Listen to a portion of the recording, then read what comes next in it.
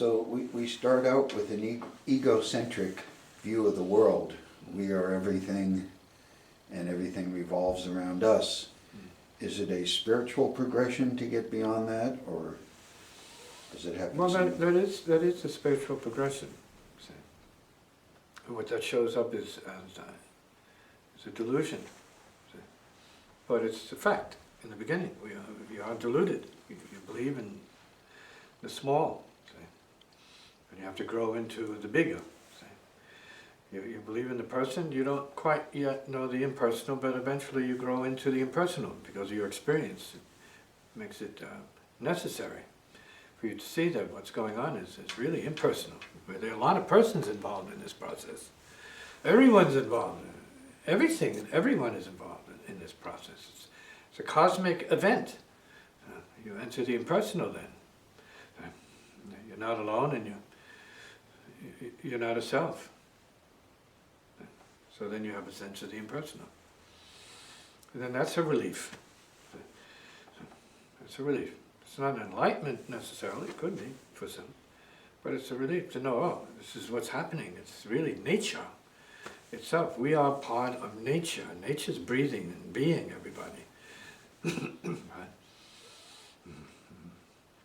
So yeah, that's how it appears, and we have to go beyond that. You have to keep going beyond whatever you see as a level of reality. You have to step beyond it. Otherwise you're fixed. You become concrete, too solid. Intelligence is not necessarily like that. Spirit is non-solidity. It's fluency. It's like the breath, doesn't stay in. Process in and out, in and out, in and out, revitalizing.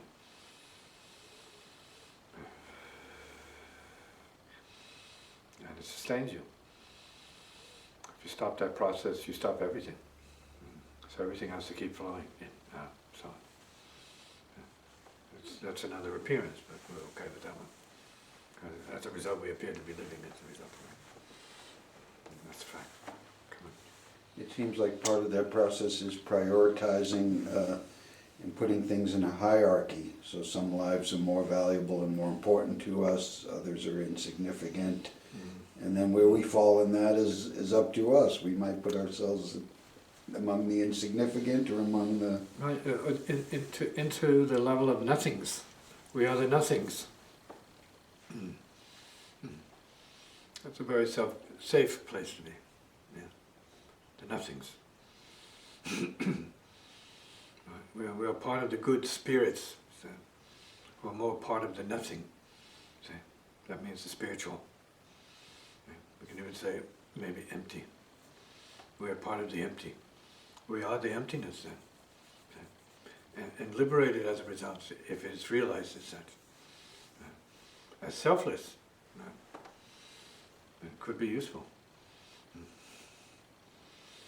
So the impersonal then is a good step on the path.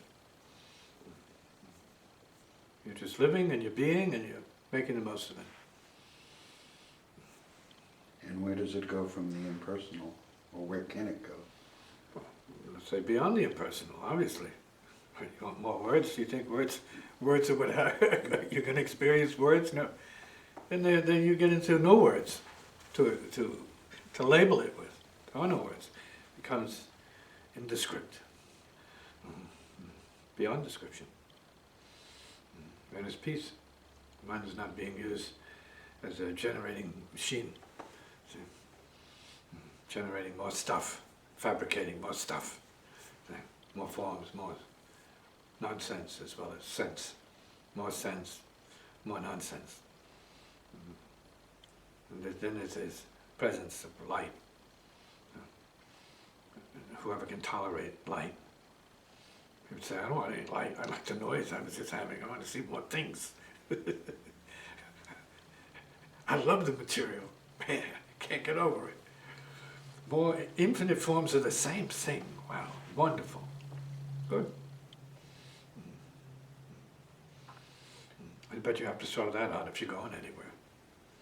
It's just another thing to be stuck in, go ahead.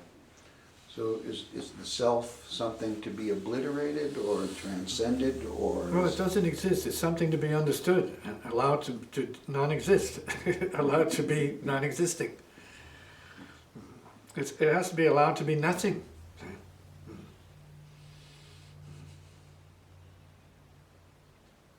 Is there any pain in letting go of the self?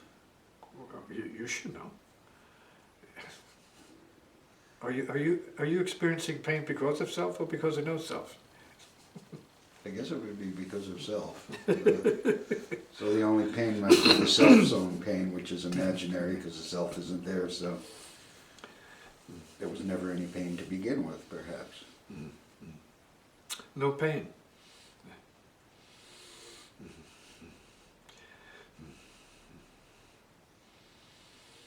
Obviously pain comes from no pain. So no pain is the real then.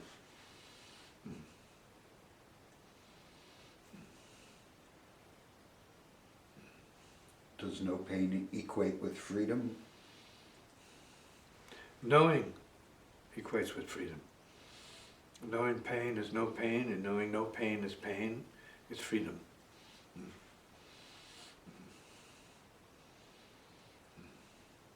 And knowing neither is even more freedom.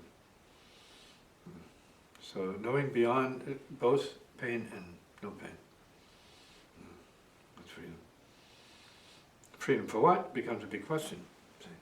Freedom to do or be what, think, know or feel becomes a big question.